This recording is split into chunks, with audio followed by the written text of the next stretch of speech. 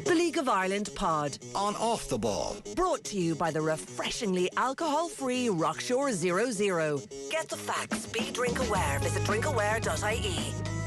You are very welcome to this week's League of Ireland pod on Off the Ball. It is Stephen Doyle with you again this week, and as ever, I am joined by Vinny Perth and Gareth McGlynn.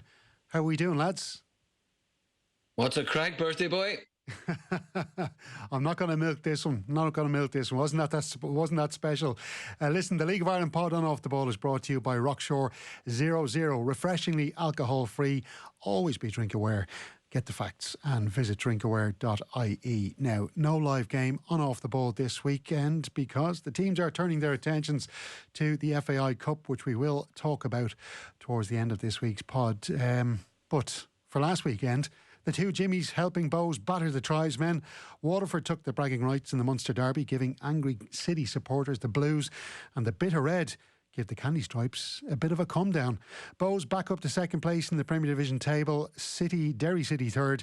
Waterford overtake Galway United into seventh position, and Sligo Rovers are now 8 clear of Cork City and just 6 behind their Connacht rivals. But before we discuss league matters, gentlemen, let's quickly touch on the European stuff. We won't spend too long in Shelbourne because we're recording here on Wednesday afternoon. The game is Wednesday evening, so it could be done and dusted by the time many of our listeners get to hear the podcast. But look, quickly, I was there at Talca Park, Vinny, last week. Shelbourne 1-0 win against Linfield. Was it a disappointing result? I tell you, we'll know tonight. That's the best way to put it. European football is so strange that I've never ever been involved in any game where the team we played against weren't different in the second leg, whether that's home or away. And generally, if the second leg is away, they perform to a much higher standard. So we know it's Linfield, we know all about them. They've got players to come back in. It feels like Shells are in the driving seat, but they've a hell of a lot of work to do tonight. We all obviously wish them all the best, and I think it's important for them that they get over the line. Well, I think it's going to be a really difficult tie up there tonight. And people are making this assumption that the big pitch would suit Shells. Not so sure. I think the home surroundings are just huge in Europe for whatever reason. So I have a little bit of fear for Shelbourne tonight. Hopefully I'm proved wrong. Gareth, when I was watching the game, I could see that Shelbourne had the better players. They were much fitter. And I thought that Sean Boyd, maybe a more ruthless or more experienced manager, might have brought him on at half-time, because you could see that Odebeko really wasn't getting any joy in a very crowded Linfield box. I thought David Healy showed his experience as a manager, maybe outmanaged Joey O'Brien, you could say, to a certain extent. That's not to disrespect Joey O'Brien, he's a brilliant coach and all that, but to be fair, he is new in the game and this is his first ever European tie. So with all that in mind, I just felt a 1-0 win was a little bit disappointing from a Shelbourne point of view because it could have come back to bite them tonight. Yeah, I'm worried for them. I thought Shells would have won this tie fairly comfortably. I'm worried about them now. I think the first 35 minutes you saw how good Shelbourne were. I think you're going to see the first 35 minutes in Linfield's ground how good they are, and can they take maybe one or two opportunities that Shelbourne didn't take? Remember the Caffrey header off the post from a set piece, and then that header chance as well. Linfield are going to get them chances in the first 30-35 minutes. If Shelbourne hold out and it's 1-0 overall or 0-0 on the night, then I think they'll be fine, they'll go through it. But you're right. But again, Joe O'Brien will have learned a lot from that first match. I mean, not having seen Linfield, not really understand the players, he will get a real feel now for where the danger is going to come, where they're strong and where they're weak. There's no doubt about it. David Healy did a job on them, and he will be absolutely buzzing as the second, or I think it may be just the third competitive game of the season, they were able to hold Shells to a 1-0 away from home. He'll be buzzing. The players will be buzzing. Chris Shields will be a massive, massive boost for them. Trust me, I talked about the striker Cooper. Losing him was a massive blow. Having Chris Shields back in that team in the middle of the park, all his experience will be a big boost. That's the reason that I think this could be a little bit tricky. They really should have been out of sight. Vinny, at one point in the game, I noticed Harry Wood, almost jogging back a few yards and shouting at Mark Coyle because he felt the defenders had to squeeze up. And I noticed that myself. They weren't playing they weren't playing really well as a unit. There was a big gap between Odebeko and Boyd in that second half, and the defence in the midfield. And Boyd was almost shouting back at his own captain, saying, "You guys have to squeeze up here." Did you notice anything like that in the game? That might have been, I suppose it was just that the ball had further to travel because there was a bigger gap between the defence and the midfield and the centre forwards. Yes and no. The answer to that is very simple. Like, I get your point about Boyd coming on and making a big difference, but by going 4-4-2, it then allowed bigger spaces for Linfield to occupy. Made it a little bit easier for them once they dealt with the two up front, obviously. And Shells lost a little bit of the sort of control they had of the game. Now, I take your point. The problem was when they got to the final third, Odebeko was a little bit isolated, or he was in a crowded penalty box. But by bringing Boyd on, yes, in one sense they were more of a threat, but they didn't have the same control of the ball as they did previously, that because they had more people around the midfield area. So that's the dilemma for Joey O'Brien, in the sense of I don't expect him to go with two up front. I would say to you, don't be shocked if this is a 0-0 at half time and Shells have had loads of the ball. Linfield don't need to go out and win this tie in the first 10, 15, 20 minutes. They're very experienced in European football. They've had a lot of it over the number of years, so with Healy. And these second legs are interesting, as I said, away from home. And I feel like it would help, but I feel like a goal for Shells in the first half would be massive for them. Because 0-0 at half time, you're sort of saying that's when Linfield will have to open up. Yes, that will leave behind them. So there's a whole lot of things going on there, Stevo. So I know the game is taking place a couple of hours, so we'll skip by it. Just to say to you, you lose control by having two up front. That's why so many long people have gone away from it. And just quickly, finally, Gareth, something Vinny touched on about David Healy's experience. Like in the end, he essentially was playing a 5-2-3. He had three forwards because he kind of felt maybe he could sniff a goal the way his team were going. So it showed a great bravery, it showed a great confidence in his own abilities as a manager. And if it comes down to a Healy v O'Brien thing and tactical changes, or you'd kind of have to favour Healy in the tie. You would, just from European experience and management experience, but Joey O'Brien's been about as well. I mean, as a player, as a coach with Shamrock Rovers, and now with Shelbourne. So I don't think it's that massive a gap. But those are the things that as fans we absolutely love. We love the chess game and players' formations, movements, and that's why managers have got to be on it all the time. They've got to be alert, and they've got. I think honestly, David Healy's going to go for the jugular in the first 25-30 minutes, because I think the longer the game goes on, the fitter Shells will be, the fitness will tell. So I think they need to get a goal in the first half an hour. I think you're going to see a similar start to how Shell started in the first leg. They're going to really go for the jugular, try and get the goal, and then maybe consolidate a bit, because when Shells can change 4 or 5 players in the second half or make substitutes, they can bring in fit, fresh legs, and I think by that stage Linfield could be out of gas just because of the amount of games that they played. But the tactical battle is something that's going to be brilliant. And listen, Joey will learn from this tonight, no matter how it goes, and he will have learned from the first match. So this is all positives. But again, they've got some European experience in that as well. We mentioned Gannon. There's some players in there that have played in Europe as well. So they'll have to step up to the plate and use their experience as well, depending on how the game goes, and manage it on the pitch. Yeah, Ali could as well, obviously, with bags of European experience. Well, listen, hopefully it goes well for Shelbourne from a league perspective. Hopefully both teams do well this week. The other team, St Patrick's Athletic, Vinny, just looking at their last 8 matches, they've scored just 1 goal from play. How concerning is that going into this match against Hegelman in Lithuania? Very concerning. I said last week I feared for Pats, I think, in the sense of they're not scoring enough goals, and I thought this, because this team they're playing from Liechtenstein or from Lithuania are still in season or in their mid-season. We lost that sort of summer league advantage, so it's a difficult tie for them. As I said, the second leg, hugely different. You're probably looking at these players, they had a feel for them. They probably felt Pats were the better side. When you watch the game, created an awful lot of chances, didn't finish them ultimately, and that seems to be a bit of a problem at the moment. So fourth goal, Captain Obvious here, but first goal in that tie is hugely important. But both our sides have a lot of work to do, albeit when they look going into those second legs, probably would like a little bit more breathing room. And I'd probably have more fear for Pats this week than I would for Shelbourne. I'll put you that way. I expect Shells just about to get over the line. Pats, well, I'm not so sure. I hope I'm wrong, but we'd love to see it go through. But really difficult for Pats. Haven't put that team away, and he had the opportunity to do that. It would probably go against everything in Stephen Kenny's mindset, Gareth, but tactically going to this game or going into this away match, are they better going with some pace on the wings and up front, trying to defend deep and try and hit this team on the counter-attack?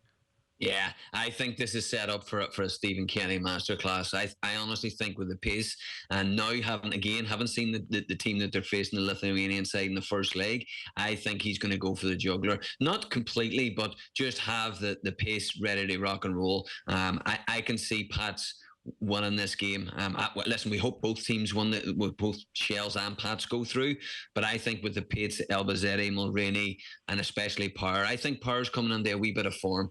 The disallowed goal against Bowes, against Derry the week before that, I thought he was absolutely exceptional. Just missed time the runs, but he was a real threat every time they got the ball. Great goal. In fact, that goal from play was his goal against Galway United as well, which is a really good goal.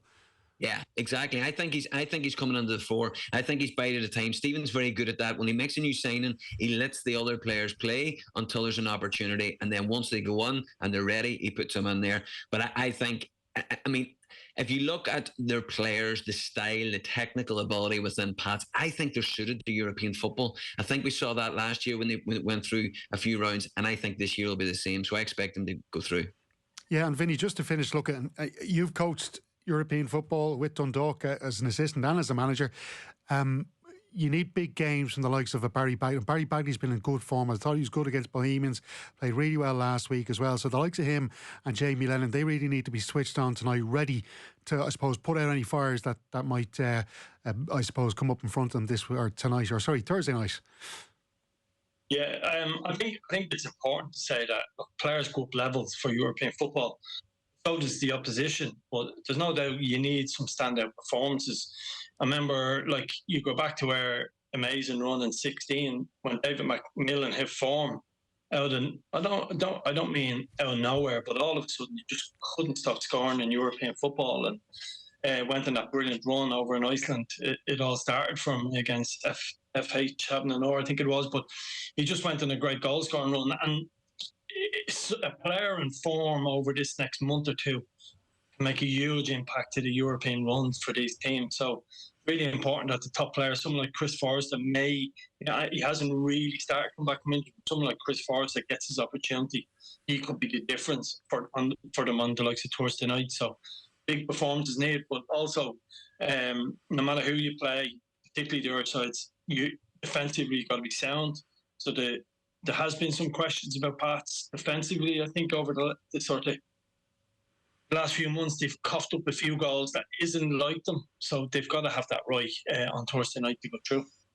Yeah, well, listen, hopefully it goes well for St Pat's in Lithuania and tonight for Shelbourne up in Belfast. Coming back to League of Ireland matters, lads. I suppose, look, with a sort of a look ahead to the games which are on Friday week, and again it will be the 6 clubs who aren't involved in European action. We've got Galway United at home to Waterford. There was one thing I saw during the game against Bohemians, Gareth, when Galway United were at Dalymount Park, and Bobby Burns ran about 20 or 30 yards up the left wing and absolutely tore strips off Malcolm Shaw. He was giving him lacquery, like it was just unbelievable. And I even said it to John Caulfield in the interview after the game. Shaw, I didn't think was playing too badly, but he maybe wasn't making the right kind of runs that they needed. Is this the kind of thing you want to see from your players, especially when your team is struggling? Like, they are starting to hover very dangerously above those 2 relegation places, and Sligo Rovers are making ground. Yeah, I love it. I love it. I mean, Vinny, I'll tell you as a manager, but see, as a player, I loved either giving a bollocking or receiving a bollocking. It just sharps you up. The problem is Bobby Burns need to realise that Shaw is not Moses Dyer. We're talking about Moses Dyer's assists and his goals. Trust me, when you see Moses Dyer at his peak, he occupies. I remember watching him against Drogheda and against Derry week back to back, and he occupied three centre halves on his own. He battered them, he ran them behind, he took it short, and Shaw is just not that type of player. He's not a bad player, but he's just not at the peak of his powers at the minute. So I think there's a bit of frustration there that Bobby Burns, well, he lifted his head and Shaw wasn't making the right run, or the run that Moses Dyer used to make. So there's going to be a little bit about that, but that's healthy. And I bet you John Caulfield and Ollie Horgan absolutely love that as well. I think the one thing as well that they missed the other night was Hickey. Hickey is massive to him. I mean, physical presence, and people say that Hickey's all he is flick-ons and heads and gets around the pitch. Technically, he's quite good as well. His timing of the run, getting into the box, so they missed that as well. So there was obviously a little bit of frustration maybe from the players at the back, trying to get it up to either Hickey or Moses what it used to be. So I'm all for it. Keep doing it, and it's great because he's only in the club. Bobby Byrne in the club there. He must be only in since the start of the season. Now he feels comfortable enough to set standards and kind of get his personality and his character across to the rest of the players. I love it. Might be a team in that, Stevo. As the show develops, we chat about some other stuff. Maybe Cork will egg later on, but there's nothing wrong with a little bit of old school as well. You know, it's okay. And when you're a player on the receiving end of it, by and large, my experience, most players take it when, you know, they might answer back or throw the odd expletive back, but deep down, you know it's your player. So there's not a lot wrong with it. I mean, Shaw's not there yet from a fitness point of view. You obviously were at the game live. I've been impressed with him. I think he needs to get fitter and up to match speed, but he's someone who's developing nicely for them, albeit they're struggling at the moment in terms of the results. So there's a balance with all of that stuff. You don't want to crossing the line and going too far where players are almost coaching on the pitch with. But the odds kick up the backside, never done anyone any harm. No matter when it comes to the modern day player, people think you can't do it anymore. You can. Yeah, and Stevo and Vinny will kind of agree with me here. He may agree with me. It tells you more about Shaw than it does Bobby Burns, and it will tell you more about Shaw in the next 2 or 3 weeks, because you really don't know what a player's made of until his back's to the wall and his players or his manager is questioning him or holding him accountable. Now you'll see Shaw over the next 2 or 3 weeks whether he's going to be a Galway player, a League of Ireland player, where his levels are. Yeah, what would Shaw like Stevo live? Don't mind me asking. Like I think he's one of those, like he's obviously quite big. He's very physical. He's the kind of centre forward. He kind of almost remind me nearly of Gennaro Daniels with Cork City. Like he's able to occupy a centre back, and you know, I think they just need somebody a little bit nippier, a little bit quicker around them. Like Stephen Walsh has been a brilliant servant for Galway United, but I just wonder, are the two of them too similar to be playing up front together? I'm almost thinking, could you stick Ed McCarthy in beside Shaw there? Because I know Ed McCarthy's been playing on the wings. He's one of those players that he could probably play anywhere, and he kind of looks like a kind of player that might do well off second balls off a big centre forward like Malcolm Shaw, who has had a decent record in the past. And look, John Caulfield even said it to me after the game that a couple of the players that he brought in have obviously been on a different timeline with regard to their seasons. So they're just not up to that fitness level yet as the rest of the team. So that is hampering them a bit. And Hickey, imagine when Hickey's put up there along with Shaw and he can take people away and let Shaw run behind. I mean, you know what it's like. If you're up there on your own against 4 or 5 defenders and you've got a wee Ed McCarthy helping you out, I mean, that's all well and good if you're a technical team. But when you're trying to get it from front to back pretty quickly and get in these zones to get it up to him, imagine when Hickey's beside him. Imagine the handful them two will be for 3-4 defenders. 100%. Vinny, Aaron Bulger's an interesting one as well, and one of those players who just hasn't hit the fitness levels that they require of him yet. Obviously has been at Longford Town, Shamrock Rovers 2, Cork City, Shamrock Rovers and Shamrock Rovers 2 he played for, and went off to play for Ebbsfleet, back now at Galway United. Showed flashes, I thought, against Bohemians. What do you think Galway United fans can expect from him over the next few months? I think when you have a team like Galway, there's this perception that like the ball long, everything is a long throw in. all of them things. And they do that stuff, and they do that very well. But sometimes you need a player, almost a little contrast to that. So when it's not working that way, or a team have cottoned on to you in the middle of the game, where, for example, Shaw's just being bullied by centre half, someone like Aaron can come in and do a couple of things differently. And I think it's a decent sign to have somebody that's not like, you don't want 11 or 12 or 13 if the exact same players playing the same way, the same mindset. Something from Aaron, I think he can do. Unfortunately for him, I think there's a very talented player, but hasn't been able to find the level of consistency to keep him at them clubs and keep him in the teams at them clubs. But I think he could be almost, I won't say maverick, like, but always come onto a pitch and try something a little bit different. So if you imagine playing against Galway and it's long ball, long throw in, and you're dealing with it, all of a sudden a fella like Aaron comes on, just steps inside and whips a ball into the back post with pace or quality, or slides one down the side for Shaw, then you've got a different problem. And you'd almost forget, I have to win me headers. So it's little challenges like that John is at the create by bringing in somebody like Aaron that's a little bit different. But I think this is one of them moments where I think a lot of us a few years ago high hoped to Aaron Bulger. I hope this is an opportunity in a club from to seize it and sort of kick on in his career. Because it'd be good to see him bouncing back, having a good sort of, whatever happens, finish the season well. And then start next season with a good pre-season under his belt. And it'd be something a little bit different for Galway as they evolve and don't play the same way all the time. And generally, lads, are we concerned at all for Galway? I was just trying to pull up the form table here now. Last 5 matches, they're 8th position, which is, I suppose, what they are overall now in the standings. Are we concerned at all, Gareth, for Galway United getting sucked into that bottom 2 battle?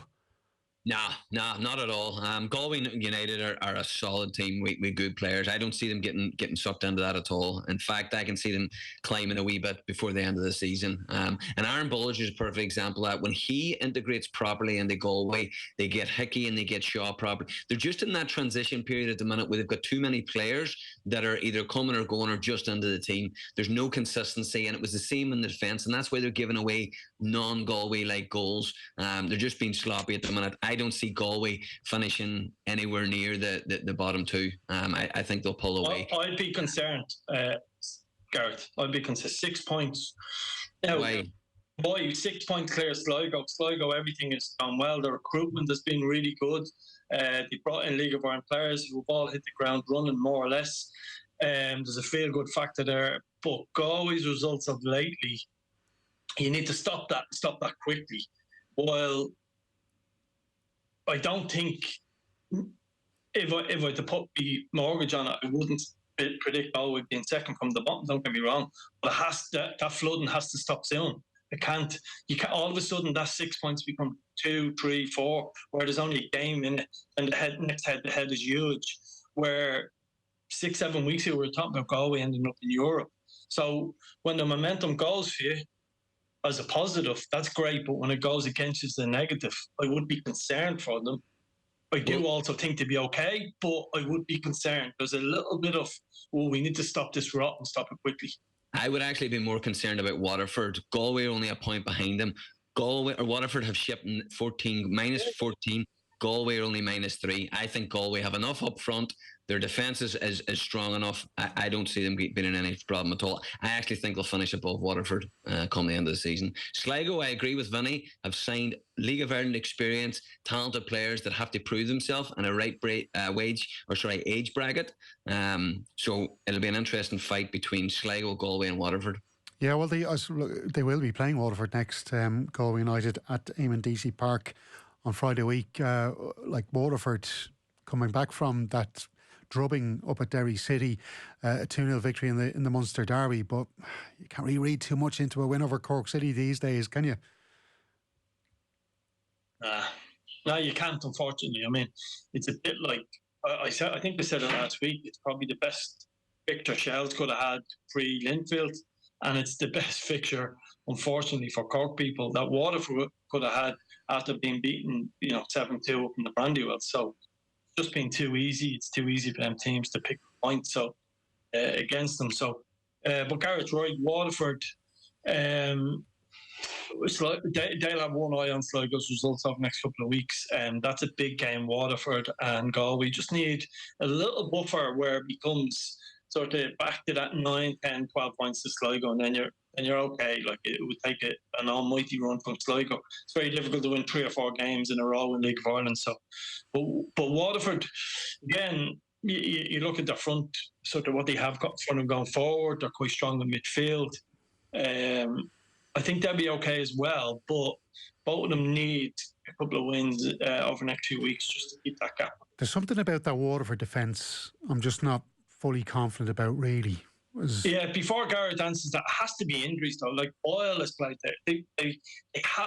Boyle has been injured. Leahy's been in, he's been out. Horton has played in the back three. You've had a change of managers. They haven't had a settled back four, and if you don't have a settled back four, you're struggling. Yeah, and that's been the problem. They're massive, and I said last week when they were slaughtered by Derry, I said don't look into it too much. Don't get me wrong, Waterford weren't flying in the game; they were completely off it. But then they went and beaten Cork. But again, if you look into the 2-0 one, it wasn't convincing. Cork basically gave up 2 or 3 goals, or 2 or 3 very good chances. Had Cork have played the game a wee bit smarter and been defensively solid, would Waterford have broke them down? I said it in the Brandywell. Waterford did not look like scoring until Podge Hammond got the ball or got onto the end of someone. He is lethal. He is so important. God forbid, if anything were to happen between now and the end of the season, Waterford would be in deep trouble. I still think Waterford are in trouble. I think they got away with it because it was Cork and they were given a couple of goals. I think put it this way, this weekend, if I'm tipping anything up, I'm tipping up a Galway one. Or 2 weeks' time. It's going to be interesting, that one. And then we talked about Cork City being ideal opponents. That's where Sligo Rovers will be going on that same night. Sligo Rovers head down to Turner's Cross. And I suppose if John Russell happened to be listening or watching, Vinny, he might get a couple of tips from yourself here, because you've been having a look at Cork City and the way that they're playing, and you've got a couple of issues. So we're going to have a look at a couple of clips here of Cork City's recent performances and stuff that you've been looking at, Vinny, that you're really not happy about from a Cork City perspective. So we might get a look at that video just now. Yeah, I touched on this a little bit last week in terms of the staff there have been involved in a lot of it, sort of academy football. And you've got to understand you're playing League of Ireland. So you go to that goal against Shelbourne where your centre-half takes an extra touch on the ball, and Harry Wood is like a rash all over him, and you're 1-0 down against Shelbourne after a minute and 20 seconds away in Dublin when you're scrapping for your life. I'm not saying you need to knock the ball long constantly or turn into something you're not, but there's a naivety about how they're playing, and some of that is unfortunately off the training ground, because when you go to the clips from Waterford last week and you look at... We're looking at those now. Yeah, you look at straight line passes and people being under pressure, and creating a bit of pressure for Waterford, and they build from that. You get chances from corners, and it's young players away from home in a Munster derby really struggling under pressure. And why I touched on sort of some of this comes on the training ground, when you think of the goal kicks and you split your centre half the width of the box, right? And you get your number 6 Sean Murray coming to show for feet with no pass on away in the Munster derby. And maybe Sean can do a little bit better, don't get me wrong. But when you're robbed like that, yes, it's a brilliant finish. Away from home after 20 minutes in your last 2 games, you've lost an early goal to Chelsea, you've lost an early goal to Waterford. You're trying to play the beautiful academy football way. You've got to play a little bit of League of Ireland way and learn the hard way. And unfortunately, not too late for them to change some of this stuff. But it's getting very close to it. And you've got to be a bit ugly sometimes in League of Ireland. That's just me speaking as someone who's coached, I've played, I've just about survived the playoffs. I've been involved with it. It's hard, but sometimes you've got to play the ugly way, Stephen. And those 2 clips I just showed are just the last 2 weeks of where you're making it easy for the opposition. Yeah, and you'd even think Greg Bulger would be the man there that should be in Murray's position, taking that ball and shielding it from there. Murray is I think he's a very talented footballer, but he's just not a big physical. I don't mean big, but he doesn't seem to be the player that has that physique that can hold off a challenger in that kind of situation. And well, Gareth has seen the clip as well, so I'll let him come in on it. But sometimes, and it's not to give Sean an out, because I obviously worked with Sean. I brought him to this country. Outstanding footballer, played 50 odd times in the championship for Waterford. Injuries have really curtailed his career. But when Sean shows for the ball, That doesn't mean you give it to him. Give it to him, there's no one around him. You can receive on the back foot. What a centre half should do then is clip over him.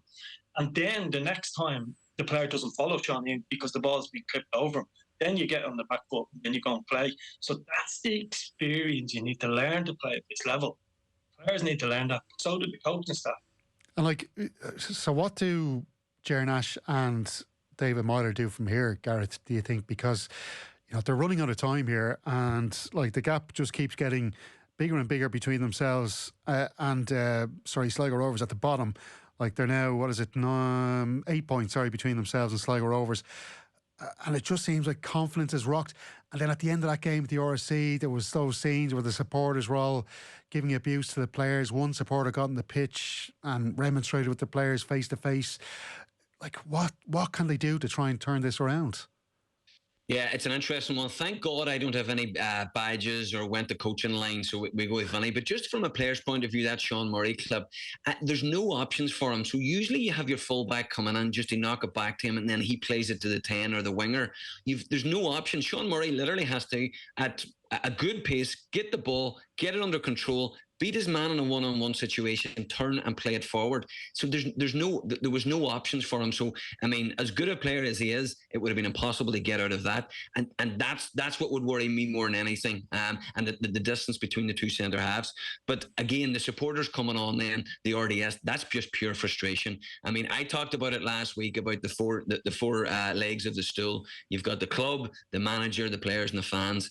The relationship between the fans and the club isn't good. So I think that has a lot got to do with the fans going on the pitch. The players are doing their best. The new management team, Ger Nash and David Myler, they're only in the job. You got to give them time. I can't imagine any good Cork fan will be having a go at them or the players. The players are doing their best as well. There's just too much. There's not enough of a connection between the fans and the players. Too many loan signings. I kind of equate this to what was happening at Dundalk when Stephen O'Donnell, whenever it started to all unravel. It really tells you a lot about the management team. Stevie O'Donnell did well to finish third. This Ger Nash and David Myler just need to concentrate on the players, the relationship between them and the players. But just quickly, you asked me what they should do next. When Derry played against Cork a couple of times, they hit Rory Keaton from all of their goal kicks, deep midfield, and even their throw-ins. He was the pivot. They didn't take any chances trying to play out from the back. And if you look at the results under Tim Clancy, they only ever lost by the odd goal. They were never beaten 4-1, 3-0. So they have to try and implement some of that solid defending and decision-making with the types of creative patterns of play that Ger Nash and David Myler are trying to bring to the club. Yeah, and I'm not being critical of the two of them, Stephen. They're not in the league a long time. Yeah, lucky enough 100%. And I actually think Gareth makes a good point just about the supporters. And I know it's hard to be patient. We saw with Bohemians that there wasn't a lot of patience being shown for Alan Reynolds when he started winning games. But I'm sorry to cut across you, I just think as well supporters need to have that little bit of patience, even just for a couple of games. Yeah, and you have to allow them try things. The problem is, it's almost relegated. It feels that way. So the reason why I brought up them clips, I just think it's a great example to show people to say you can't. You have to be. The easiest thing to do in football is go in and coach a team. Now, forget badges for a second. Coach a team to be hard to be beaten. Okay, I'm going up to Shelbourne and conceding after a minute and 20 odd seconds because your centre half takes one touch, second touch, and tries to flick one the outside of his boot. It's not how you do that. Okay, you do that in a training session. Blow the whistle, stop it. And you let him know you don't do that again. Okay, so that's the easiest thing to coach. Second of all, splitting your centre halves away in the Dublin Derby, you haven't got enough control yet to do that. Okay, so I'm lucky. This is a cheap seat I'm sitting on. I'm not coaching at the moment. My time is done. All of that stuff, right? So my advice is probably wasted. But my point is, I'm lucky enough to have, as I said, 25 years experience between playing, coaching and management. You've got to earn the right to play first. That doesn't change whatever the league is. They didn't earn the right to play in the last 2 weeks. So the coaches have taken some responsibility for that. That's why it looks like that goal kick is a phase of play, something you'd work on. Modern day coaching. Got to be careful at this level. This is big boy football. And penetration passes, get the ball forward. And then once you earn the right for Waterford are gone, these fellas that keep picking the ball over each other, keep picking over each other, then they drop off, and you play through your Sean Murray's. You've got to learn that and learn that quickly, because all the other stuff is important. Gareth touched on, you touched on supporters. I've said this for so long. This is second city in our country. It's so important. We have Cork City back to the table, fighting for European spots at very, very minimum. I believe there's a huge club and potential to be a huge club. They can learn so much from what other clubs are doing and doing so well, right? What they're doing, they need to have a right cut and galvanise the whole group and come from nowhere and try a Lazarus style sort of fight back. But doing what you're doing, that's not going to work for the next few weeks. Things are too cute now.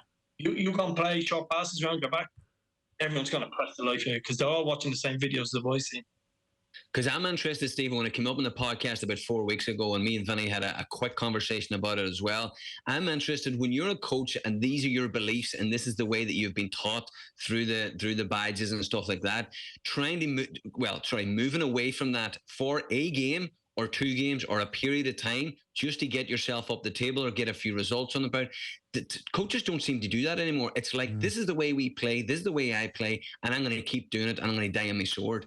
Like, I ask Vinny all the time, like, surely there has to be a wee bit of, hold on a minute here, let's try and get some sort of even a good feel of not conceding and keeping a clean sheet for 2 weeks. Yeah, 100%. Yeah, so I'll give you one example, Stevo. Sorry. Yeah. And it's not right the car, but I think it's, and again, I apologise if we go back to Dundalk.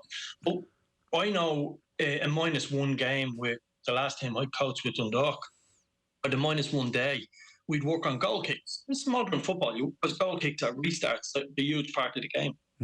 But their players wouldn't have had 1 or 2. They would have 5, 6, 7, 8 phases of play, and all rehearsed the day before. But it seems like now that there's a little bit of coaching of, especially now that they've changed the rule 2 in the box, you have to roll to the centre half beside you. You have to do this. You've got to give players 6, 7 options, and one of them has to be, depends on your striker, obviously, it has to be a forward pass, a clip over the press. And when you clip over the press, I keep saying, clip over the press, because eventually then the opposition have to react to it. You drop 5 yards deeper, then you go and play. And it's about earning the right. So there's ways of doing this on the coaching ground, and they've got to do it quickly down the court, because I think all the noise off the pitch, all of that stuff, of course it's there, and why it's there, they'll get louder if they just fail miserably over the next number of weeks. They can be definitely more competitive, and I think they need to learn from that and be really competitive in games. And if you lose, dying on your sword, as Gareth said, you're throwing your bodies on the line. We'll all accept that. Cork supporters will accept that. They'll aim their criticism back towards the board if that's the way it is. Don't be losing cheap goals. Just don't get people into the ground. Okay, well, listen, Sligo Rovers will be going to Turner's Cross on Friday week. Just quickly, Gareth, on Sligo Rovers before we move on. Lombardo and Wawero, the 2 centre forwards at the showgrounds, like, they've both done really well in First Division football. They've done okay since coming up into the top flight. Can they be coached? Because they're still youngish, they're still kind of yet to come to their peak years. Can they be coached to be better goal scorers, do you think? Can they start becoming a little bit more regular for John Russell? Yeah, they can. And the best thing for a striker is getting games, because when you're second string striker, when they came to the club, like, to me, Wawero would be the number 9. He would be the guy that's going to get them goals. I like him. I think he's got a lot of talent and he can score goals. But the good thing for both of them are they're going to get game time in the Premier Division, and they're going to get players playing behind them that's going to create chances for them. And that's all you can ask as a striker. When you're playing up front the likes of Cork, the way they're playing, the ball is not getting up to you. You're not getting enough chances. You're not getting in behind enough. You're not getting up the pitch quick enough. But these guys will. Just thinking about Hikiki, we've got Elding, you've got Fitzgerald, who actually played left back against Derry. Like, they're very, very, McManus now coming into that midfield. There's a lot of talent in behind them which will create chances for them. So I have no doubt that the 2 players will score goals. Lombardo is a wee bit raw. He's like a rough diamond. he, as you say, probably needs a wee bit more coaching. Needs to play more game time, whether that be in the reserves or whatever, or cup games that he'll get an opportunity. But Wawera will score goals. And now that he knows he's number 9 and he's the first choice, then he'll go and he'll get confidence off that. Okay, well listen lads, we are running out of time, so we'll have to discuss the title eliminator next week, the Bows versus Derry City game up at the Ryan McBride Brandywell Stadium. We should just skip over Gareth, just real quickly. Gareth, we skip over the defensive mistake from Derry last week. Yeah, well listen, don't worry. I didn't see any of that. Plenty of time to look back on that one next week. We are just a little bit tighter on time this week. Look, quick mention of the FAI Cup, lads. Second round, all the Premier Division teams coming into it. Some really eye-catching ties there. Wexford heading up to Tallaght Stadium to play Shamrock Rovers. A lot of former Shamrock Rovers and Bohemians players in that Wexford team. You've got Sligo Rovers going away to Dundalk, Finn Harps, UCD, and you got a Northside Dublin derby there. Leicester, Donecarney against Bohemians. Any good stories on the old non-league teams playing against the FAI Cup teams? You ever get any humiliations or embarrassments back in your playing days, lads? Not really. I remember being 1-0 down to Talca Rovers in 2003, I think it was, and we went on and won the cup that year, but we were 1-0 down after 2 minutes. And that's what you call a humble brag, Vinny. Sorry. No, but it is. Sorry, apologies. The point I made is League of Ireland teams hate them games. Absolutely hate them. Everyone involved would hate them. They don't enjoy them. There's no... as a player, I'm talking about, you just hate them. You're on a hiding to nothing, so really, really difficult. I just don't like them. I was chatting this morning to, I'm lucky enough to be on holidays at the moment with the captain of the team that won that 2003 Cup final, and we were just discussing this morning, and he said to me, I hate them games. And we were talking about that Talca game. It's just awful. There's nothing about it that you enjoy. Really hard to take. So for me, I hate them. Gareth, I'd say you hate them even more as a winger. You know what? I did hate them, and no player likes it because you can't win. If you won 3-0, you're expected to win 3-0. If you won 1-0, it's a joke. You should have been beating them more. But the cup finals defeats, we were beat in 2002. Now, luckily, we went and won the FAI Cup final that year. But in 2002 against Limerick FC, now they were in the first division, but we were beating penalties. It was a replay down there. It was the worst game of football I've ever played, and most of the Derry City players have ever played. So when we got a draw, we were all buzzing. We'll battle them up at the Brandywell. And mentality got the best of us. We were beating penalties. Oh, lads. Well, listen, if anybody has any footage of that particular game down at Markets Field, maybe just bury it. Just dig a deep hole and under the ground and just bury it. We never want to see it ever again. Lads, it's been absolutely brilliant. Stevie, just a quick one for you. Stevie Gavin is the manager of Castlebar Celtic. I don't know, it'd be a few years back now, but one of Stephen Kenny's first signings for Longford Town was actually Stevie Gavin. And an amazing winger, just came back out of the UK at the time. But Stevie was a huge part of the very early success Dundalk had, or Longford had in town, getting promoted, and that really exciting goal scoring right winger. That's one that watch out for a shock on that one. Interesting to see how Stevie gets on. Great stuff. Well, listen, best of luck to all the non-league teams coming into the competition. It's going to be great entertainment this Friday. Lads, have a great week, and we'll chat to you next week.